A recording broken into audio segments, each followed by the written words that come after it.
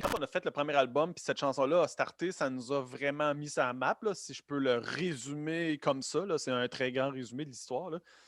Mais le plus surprenant, en fait, c'est que ça a encore un impact aujourd'hui. Si tu regardes les statistiques numériques du label ici, on a 2500 chansons dans le catalogue au complet de tous les artistes de Slam Disc et de Hell for Breakfast. Puis dans le top des chansons les plus streamées à tous les jours, il y a encore Whippet. Fait que c'est comme ça a un impact plus grand que le monde peut même l'imaginer. Là.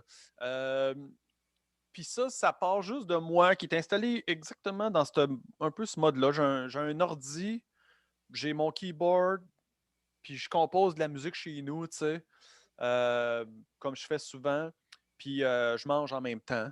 Puis j'ai une boîte de Whippet, tu sais, qui est là. Puis sauf que quand je compose, tu sais, c'est un peu moi qui se perd dans les heures, puis ça prend plusieurs heures, puis je suis dans mon, tu sais, je suis dans ma zone un peu, fait que je me lève pas. Puis juste une fois de temps en temps, petit whippet en dessert, mais ce qui fait que 8-9 heures plus tard, j'ai fini à boîte, là, tu sais.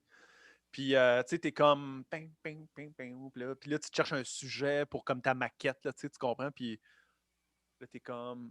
Chris, pour l'instant, les paroles, ça va parler de Whippet, mettons, puis je les changerai pour d'autres choses, là, tu sais. Puis j'ai encore la maquette de ça, de cette chanson-là. Je me souviens de l'avoir amenée au local, puis de l'avoir montré au gars.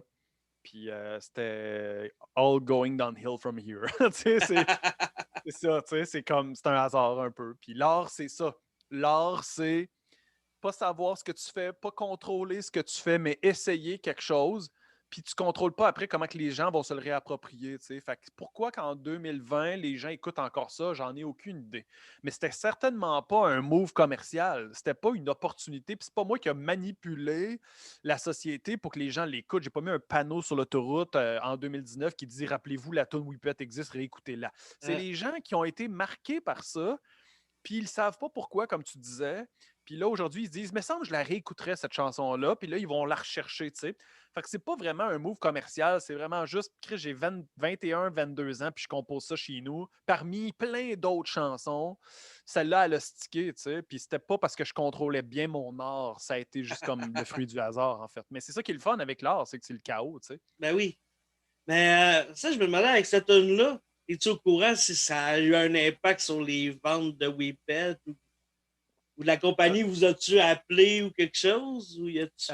L'année suivante qu'on a sorti la tune, je pense en 2004, la compagnie Vio a été vendue à Dare, la compagnie Dare. OK. Puis donc, la famille Vio était plus en charge de ça, tu sais. OK. La compagnie, fait que, dans la chanson, on parle de Vio, tu sais, parce que c'est lui qui a son usine, qui avait son usine sur P9 qui faisait ça, tu sais. Puis si c'était resté la famille Vio, j'ai l'impression qu'on aurait fini par avoir un projet ensemble, tu sais.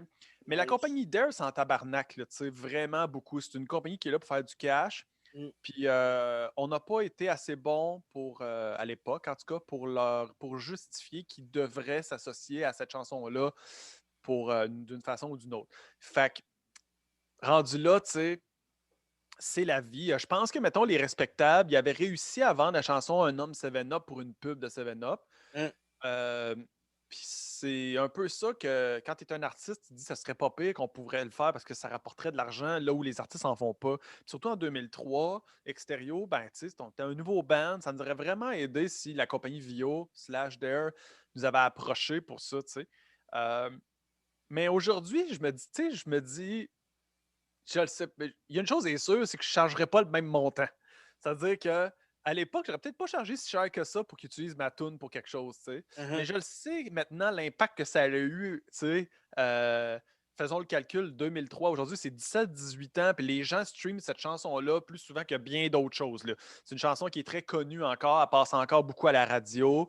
Fait que je sais que la compagnie, il doit y avoir une couple de gens qui travaillent là, qui ont connu la tune, tu sais. Ah.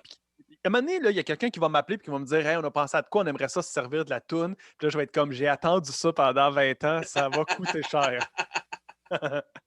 Yes, man, tu vas voir. Tu sais, on dit tout le temps, les gens, ils focusent beaucoup sur comment le streaming, c'est pas rentable, puis comment ça paye pas, tu sais. Mais il y a une chose est sûre, c'est que si tu composes les bonnes chansons, tu vas jamais te soucier du streaming parce que tu vas avoir des revenus autres comme ça. Tu vas aller dire à Oui. Dare, c'est 50 000 pour la toune, tu sais. Fait que le jour que les autres, ils te donnent 50 000 pour faire ça en Spotify, là, il faudrait que tu streames toute ta vie. Puis tu ferais pas 50 000, tu sais. Fait que, tu sais, focus plus sur des affaires comme ça, puis laisse aller le streaming de Spotify, c'est pas grave. Moi, je sais que, tu sais, dans l'algorithme de Spotify, il me suggère souvent Whippet, là. Tu sais, Yep. les mix du jour, là, Ouais, pas mal tout le temps, là. that's it. Puis j'ai pas de contrôle là-dessus, mais ce Non, que non, je c'est ça. sais, c'est que les gens, ils vont cliquer sur plein de trucs, puis ils finissent par réatterrir là. Tu sais, c'est comme si tous les chemins mènent à Whippet, tu sais. Fait que, man, that's it. Au bureau, on appelle ça du Whippet money, tu sais. Puis on avait fait un calcul à tous les jours, puis on disait, le calcul était le suivant. Si on prend tous les revenus de Whippet annuels, puis on les divise par tous les employés ici, ça veut dire qu'il y a 10 secondes par jour qui est payé par Whippet, qui paye tout le staff au complet. Tout le staff du label au complet, pendant 10 secondes par jour, est payé par Whippet. Fait que c'est le 10 secondes de Whippet Money. C'est bien cool, ça.